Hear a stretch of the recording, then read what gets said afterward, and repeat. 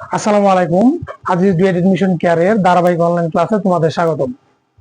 আজকে আমরা টেসলা বইয়ের এমিটার ভোল্ট মিটার টপিকের এক্সাম্পল 8 নাম্বার ম্যাথটা আমরা করার চেষ্টা করব। পূর্বের ক্লাসে আমরা ভোল্ট মিটারের ত্রুটি যদি হয় তাহলে আমরা এই সংক্রান্ত ম্যাথ করেছিলাম। আজকে হচ্ছে যদি এমিটার সংযোগ করি তাহলে এমিটারের হচ্ছে পার্সেন্টেজ অফ এরর কত হয় বা দেওয়া থাকলে তাহলে কিভাবে ম্যাথ করতে হয় সেগুলো আমরা একটু করার চেষ্টা করব।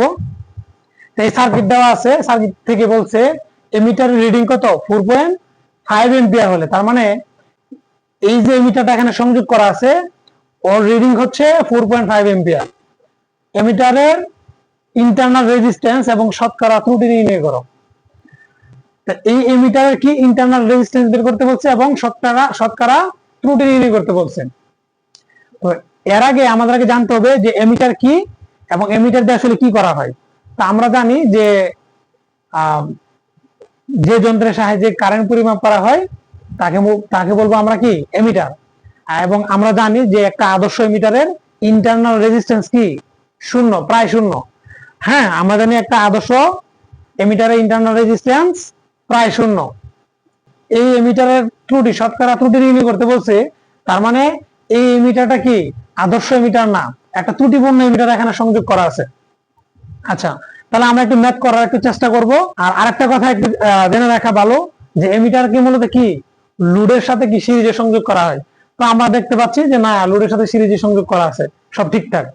তো এখন আমি মূলত যেহেতু এই পথের কারেন্ট দেওয়া আছে কত 4.5 এম্পিয়ার, ত্রুটিপূর্ণ এমিটার রিডিং দেওয়া আছে 4.5 এম্পিয়ার, যদি এমিটারটা না থাকতো তাহলে এই পথের কারেন্ট কত হইতো এটা আমরা একটু বের করার চেষ্টা করব। ধরে নিলাম প্রথমে যে এই পথের এমিটারটা নাই, তাহলে এখন এই পথ দিয়ে কি কতটুকু কারেন্ট যাবে, সেটা যাবে অ্যাকচুয়াল কারেন্ট। কারণ এখানে ত্রুটিপূর্ণ এমিটার নাই, যেহেতু ত্রুটিপূর্ণ এমিটার নাই তার মানে অবশ্যই কি এখানে এখন অ্যাকচুয়াল কারেন্টটাই যাবে। এই জন্য আমি লিখলাম যে প্রথমে আমি উইথাউট এমিটার, যখন এমিটার থাকবে না তখন এই পথ দিয়ে কতটুকু কারেন্ট যাবো সেটা আমি একটু বের করার চেষ্টা করলাম।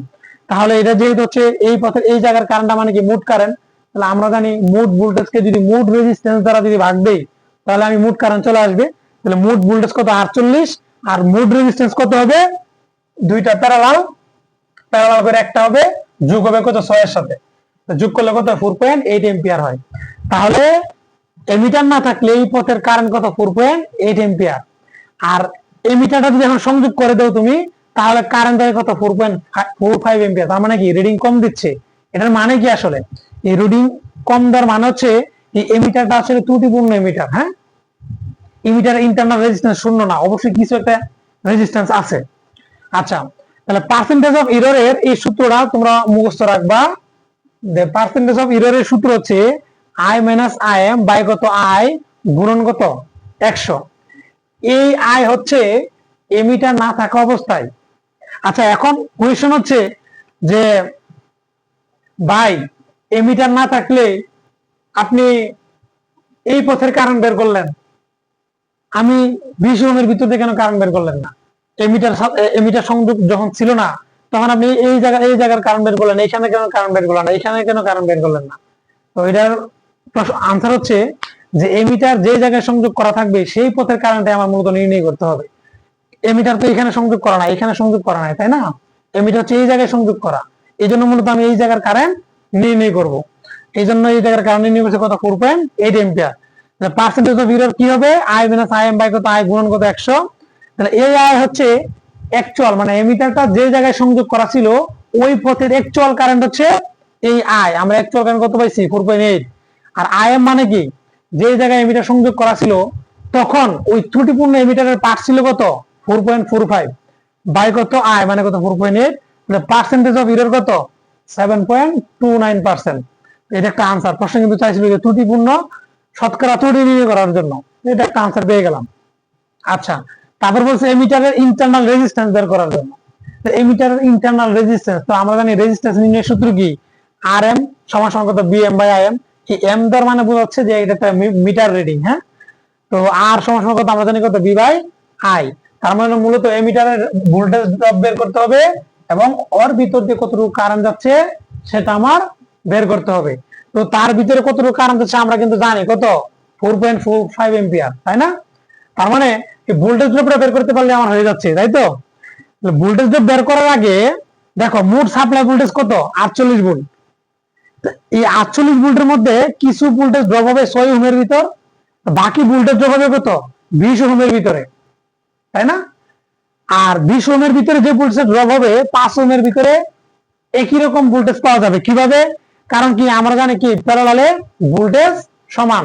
তাহলে তাহলে 6 এর ভিতরে যে ভোল্টেজ ড্রপ হবে বাকি ভোল্টেজ ড্রপ হবে কোথায় 20 ওহমের ভিতরে, তাই না? 20 ওহমের যে ভোল্টেজ পাবো সেটা কি পাবো 5 এর ভিতরে পাবো, কারণ প্যারালালি ভোল্টেজ সমান থাকে। আচ্ছা, তাহলে B6 এর ভোল্টেজ ড্রপ কত হবে, ওর ভিতরে কতটুকু কারেন্ট গেছে এবং ওর রেজিস্ট্যান্স আমরা জানি কত, B সমান IR। তাহলে B সমান কত IR, I মানে কত, এমিটার যখন সংযোগ করা ছিল, তখন কারেন্ট গেছে কত 4.45। এই কারেন্টের সাথে রেজিস্ট্যান্স গুণ দিলে তো আমরা কি ভোল্টেজ ড্রপ পাবো, তাই না? কত 26.7 ভোল্ট।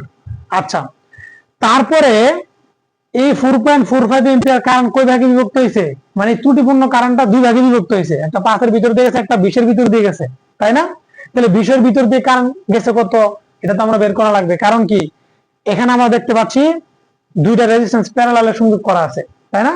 তাহলে আমরা জানি কারেন্ট ডিভাইডার রুল মধ্যে অ্যাপ্লাই করব কোথায়, প্যারালাল সার্কিটে, তাই না?